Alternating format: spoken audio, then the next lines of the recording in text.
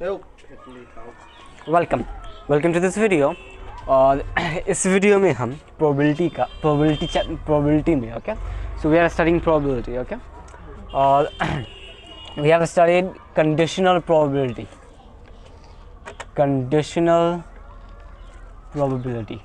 ठीक है। हमने कंडीशनल प्रोबेबिलिटी पढ़ लिया है and we know what conditional probability means, ठीक है। सो कंडीशनल प्रोबेबिलिटी का अर्थ क्या होता है? Probability of a given b, यानी कि बी अकर होगा, ठीक है ना, उस सर्कमस्टांस में, उस सिचुएशन में, ठीक है। हमें ए का प्रोबेबिलिटी निकालना है, ठीक है। तो इसका फॉर्मूला क्या होता है?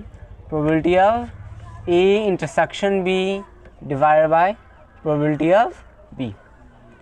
इसे हम पिछले वीडियो में समझे हैं, ये फॉर्मूला क्यों ये फॉर्मूला होता है, ठीक है। ये हम पिछले वीडियो में पढ़ चुके हैं और we have talked about this in really in depth, ठीक है ना। हमने बहुत गहराई के साथ इसे सीखा और we talked about many examples, but इस वीडियो में हम, ठीक है, द जनरल मल्टीप्लिकेशन रूल, ठीक है। हम कंडीशनल प्रोबेबिलिटी नहीं बट मल्टीप्लिकेशन रूल पढ़ रहे हैं, ठीक है। The general multiplication rule,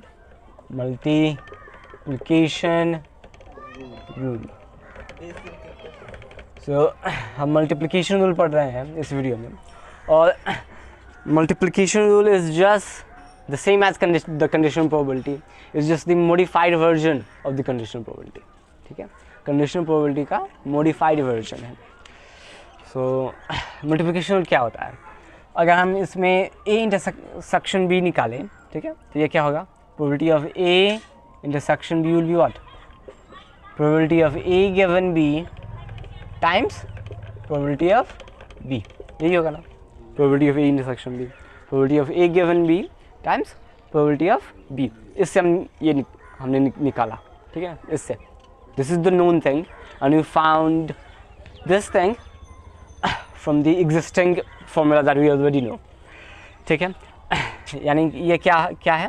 Probability of A and B, okay, so we know this is probability of A given B times probability of B, probability of A and B, यानी कि A और B दोनों होने का probability, दोनों अकर होने का probability, A और B दोनों एक साथ ही अकर होने का probability, ये क्या होता है? Probability of A given B conditional probability multiplied by the probability of B, and इसे ही हम multiplication rule कहते हैं, the general multiplication rule.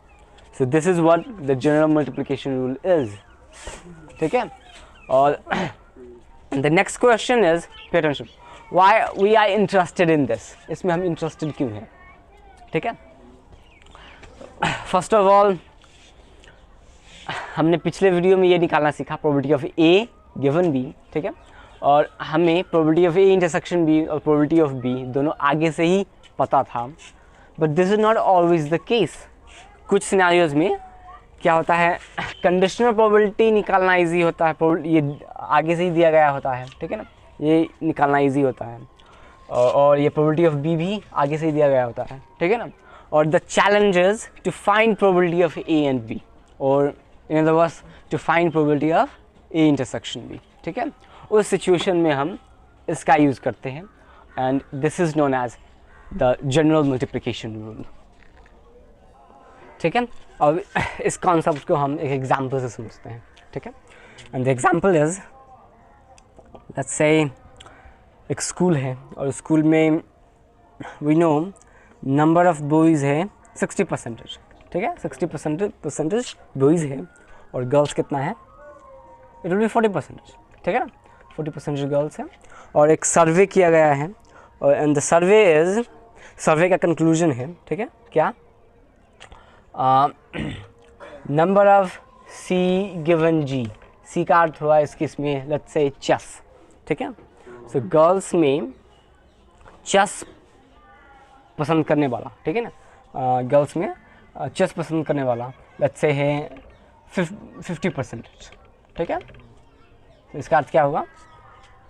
ये G represents here girls and ये सी चेस को यहाँ पर रिप्रेजेंट कर रहा है, यानी कि number of people who are girls, ठीक है, हु प्ले चेस, ठीक है, और लाइक चेस इन गर्ल्स, ठीक है, number of people who like chess in girls, ठीक है, इसका अर्थ ये हुआ वो क्या है 50%। और हमें निकालना क्या है इस केस में, हमें ये इंटरसेक्शन निकालना है, सी इंटरसेक्शन जी, ठीक है, निकालना क्या है नंबर ऑफ सी इंटरसेक्शन जी। तो सी इंटरसेक्शन जी क्या हुआ, सी इंटरसेक्शन जी है number of people who are girls and also like chess, okay.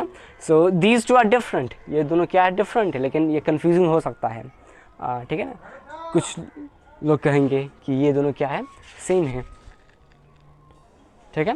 सो ये दोनों इवेंट क्या है डिफरेंट इवेंट्स है, कैसे, सो इसका अर्थ हुआ सी गिवन जी गर्ल्स में चेस प्ले करने वाला, ठीक है ना, गर्ल्स में चेस पसंद करने वाला है, लेट्स से 50% है। Then this event is with respect to girls और with respect to number of girls, और ये क्या है सी इंटरसेक्शन जी, यानी चेस भी चेस पसंद करने वाला और क्या है गर्ल्स है। तो इसका अर्थ हुआ ये पूरा पॉपुलेशन के रिस्पेक्ट में है, सी इंटरसेक्शन जी क्या है, ये पूरा पॉपुलेशन के रिस्पेक्ट में है।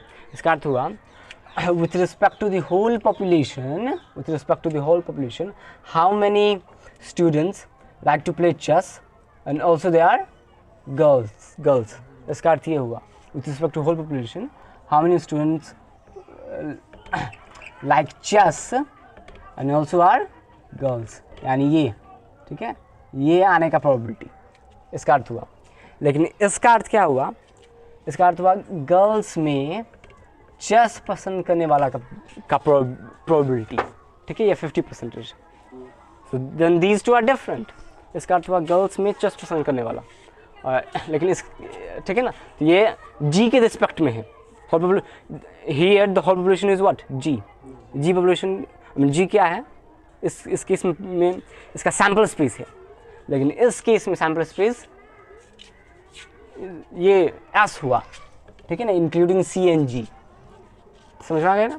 तो ये क्या होगा सिंपल, हम ये रूल यूज़ कर देंगे, ये होगा number of what C given G times number of G, ठीक है, और इस केस में हम प्रोबेबिलिटी कह सकते हैं, प्रोबेबिलिटी, ठीक है ना, नंबर्स नहीं, ओके, या नंबर्स में गिवन नहीं होगा, ये हमेशा प्रोबेबिलिटीज़ में एक्चुअली गिवन होगा, ठीक है ना, ये प्रोबेबिलिटीज़ में ही हमेशा रहता है। ये क्या होगा probability of multiplied by probability of G, ठीक है। अगर हम इसे मल्टीप्लाई करते हैं, what is probability of C given G 50% यानी 0.5 times what is probability of G 40%, ठीक है ना, यह हुआ यानी 0.4, और इसे मल्टीप्लाई करते हैं तो क्या हो गया 0.2,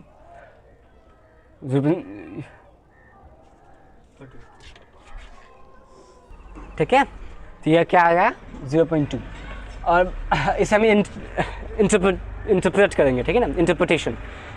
इसका अर्थ क्या हुआ, इसका अर्थ हुआ पूरे गर्ल्स में 50% क्या है, 50% क्या है चेस पसंद करने वाला, ठीक है ना, पूरे गर्ल्स में विथ रिस्पेक्ट टू गर्ल्स, ठीक है।